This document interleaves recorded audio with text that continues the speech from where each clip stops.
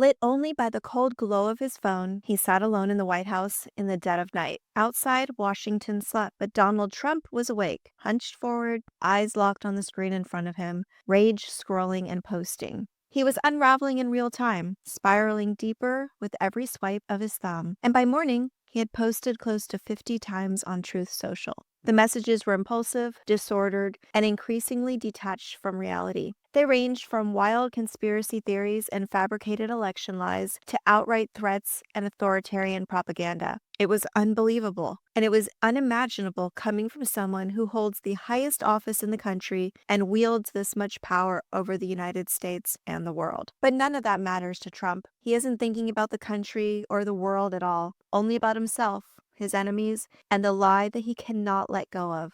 He shared videos accusing former presidents of treason, graphics claiming Barack Hussein Obama falsified intelligence and conspired with foreign powers to overthrow the government. And then there were the posts insisting that the election he lost years ago was still illegitimate. He amplified claims that Tulsi Gabbard had released secret documents proving a massive intelligence plot against him. He accused operatives with ties to China of funneling millions of dollars into Minnesota immigrant rights groups. And then he posted manipulated and AI-generated videos attacking governors, foreign leaders, and political opponents. He threatened investigations, promoted lies about left-wing terrorism, recycled debunked stories about Georgia, and reshared conspiracy theories pushed by Elon Musk. One post after another came pouring out through the night. It was a national disgrace and a sustained, obsessive rage spiral from a man who could not stop himself.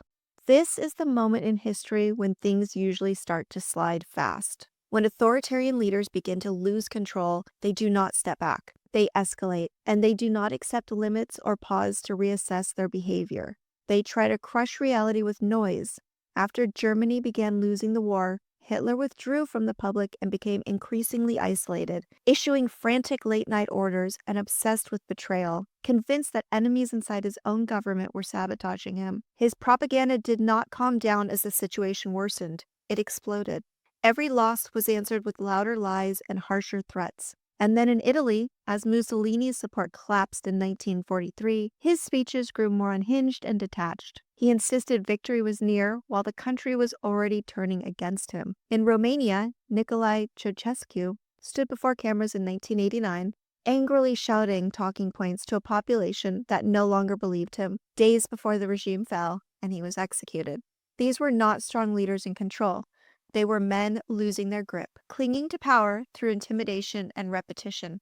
And that is what makes this moment so dangerous. When a leader reaches this stage, facts start to look like weapons to them, and truth becomes something that can strip away their authority, expose their weakness, and end their rule. So they treat facts like enemies, and they try to destroy anyone who carries them. And the damage accelerates because a person who cannot accept failure will always choose destruction over accountability. That's where Trump is now, and history tells us this phase is not stable. It is volatile, unpredictable, and deadly if it goes unchecked. And if this were only about one man unraveling, it would be terrifying enough. But it's not just him, it's the machine around him. While Trump was up all night raging online, his allies were moving in the real world, strategically closing the walls around our democracy. They know what history teaches, that when an authoritarian begins to slip, the next move is to change the rules, to rig the system, and to make sure that even if the people turn against them, it won't matter. That's where we are now. And in Georgia, that playbook is already underway. Federal agents conducted a raid on the Fulton County Election Office under direct orders from the Trump administration. They weren't there to ensure free and fair elections. They were there to seize ballots from 2020, over 5 years after the election ended. Ballots that had already been audited, certified, and recounted. Trump made it clear why. He's still obsessed with overturning his loss. And now, with the full force of the federal government behind him, he's trying to rewrite the outcome by brute force. Cameras even caught National Intelligence Director Tulsi Gabbard seemingly lurking behind a wall while the raid was happening. Her role is supposed to be focused on foreign threats, so her presence on site during the raid is deeply troubling and is not something we can ignore. Intelligence officials aren't allowed to engage in domestic law enforcement, but under Trump, laws don't seem to matter. Senator John Ossoff called it what it was, a display of federal law enforcement being turned into a personal instrument of revenge. And legal experts warned this could be the start of a wider pattern, that if they can take election material in Georgia, they can do it anywhere at any time. And Trump has already laid out the groundwork for this. He's installed loyalists across agencies, and he's pushing bills that force state elections under federal MAGA control. That's how you take away our right to vote without stopping us from casting votes. And then there's the House Republicans that introduced the Make Elections Great Again Act. The name alone tells you what this is. It's Trump branding, and it's wrapped around a federal takeover of state voting rights. It requires photo ID, citizenship documents, and forces every state to update its voter rolls every 30 days, which will increase the risk of eligible voters being removed in error. It bans universal mail-in voting. It gives the U.S. Attorney General, currently a Trump loyalist, and even private citizens the power to sue elected officials. That means your local poll worker can be taken to court by strangers, which will make these public servants afraid to serve at all, driven out by intimidation, exhaustion, and the looming threat of political retribution. Laws like this are not about fraud, they're about control. This would strip same-day registration, dismantle automatic mail ballot systems that encourage voting by making it accessible for all. Women could be turned away from mismatched paperwork based on maiden or married divorce names. Naturalized citizens could be forced to reprove their status every month. And the people who know your name, who run your local precinct with care, they'd be replaced by overseers reporting directly to Washington, whose only job is to limit voting, or worse, obstruct elections or commit fraud. This is how authoritarian regimes seize elections, through paperwork and panic. This is what Viktor Orban did in Hungary. He changed the rules until opposition became impossible. This is what happened in Russia. Fake elections that only served to rubber stamp dictatorship. And this is exactly what happened in Germany, when laws were slowly bent to make Hitler's power permanent before most people even realized what was happening. In 1932, the Nazis lost support in parliamentary elections, but Hitler still maneuvered into power through backdoor deals and legal manipulation. Once he became the chancellor, he issued a fabricated emergency to pass the Reichstag fire decree. He stripped civil liberties and centralized control of elections. It didn't feel like a coup. It felt like paperwork, until it was too late. And this is the fear so many of us live with. Trump has been floating the idea of canceling elections and threatening to invoke the Insurrection Act. Trump is trying to make sure he never loses control. He jokes about serving another term, even though the Constitution makes clear that he isn't allowed to do that. So he's focusing on the one path that would let him keep power anyways, making sure his party keeps control of both chambers of Congress, giving him nearly unlimited power to do whatever he wants. And if he loses even one chamber in the midterms, the checks come back. Investigations reopen. He's no longer untouchable. And that's why he's doing everything he can to keep these elections from being fair. Because if he succeeds, it won't matter how many of us vote. The outcome will be rigged before the first ballot is even cast, locking him into the White House for as long as he wants to stay. And while he's laying the groundwork to stay in office with full, unrestricted control of the government, he hasn't stopped working to concentrate wealth at the top, straight into his own pockets and those of his crony enablers. He even filed another lawsuit against two of his own government agencies, the IRS and the Treasury Department. He's demanding $10 billion.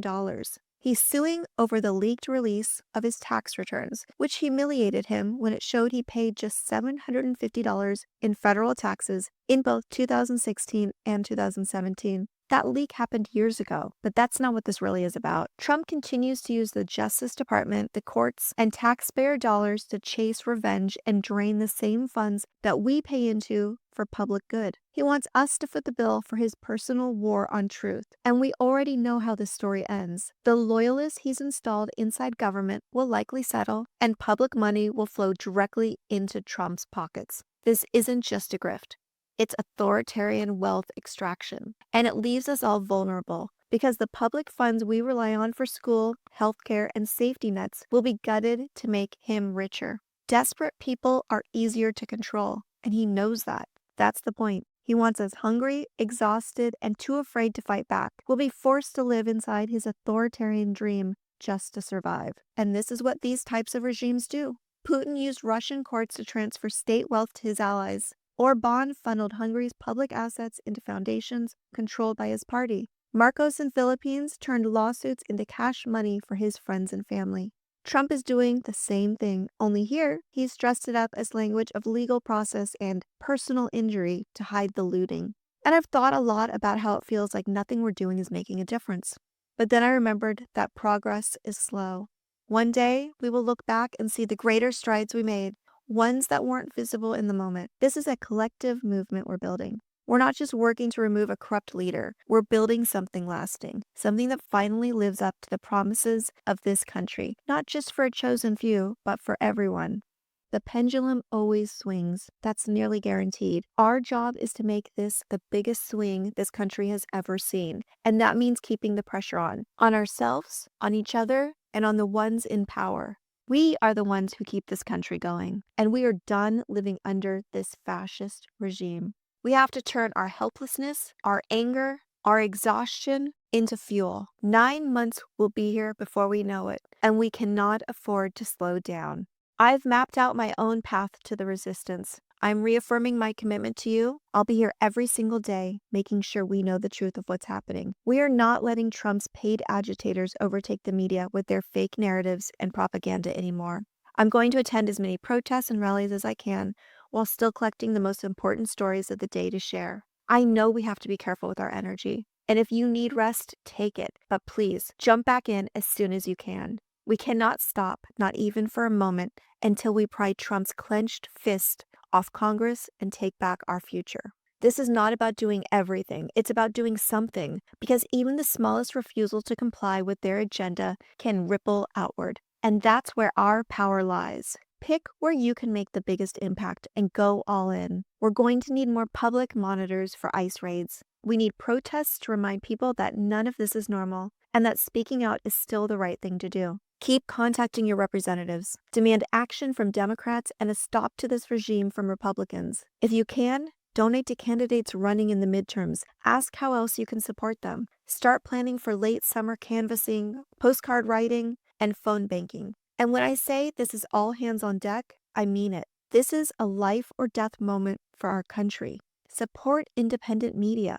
Paid subscriptions are what allow many of us to keep doing this work without being held hostage by corporate oversight, and still keep it free for those on fixed incomes. For me, your support means I can continue showing up every day with everything I have and still leave the door open for anyone who needs access to this truth without a paywall blocking it. Democracies don't fall overnight. They fall when people keep saying, it can't get worse than this.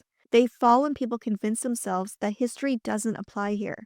But history doesn't repeat because people don't know it. It repeats because they look away when it matters most. And although it wasn't widely advertised, there was a national economic blackout planned recently because so many are looking for a way to take action together. And that is a great place to start. I myself participated by cutting back on unnecessary purchases and spending only with small businesses and individuals where I can. Some people chose not to spend anything.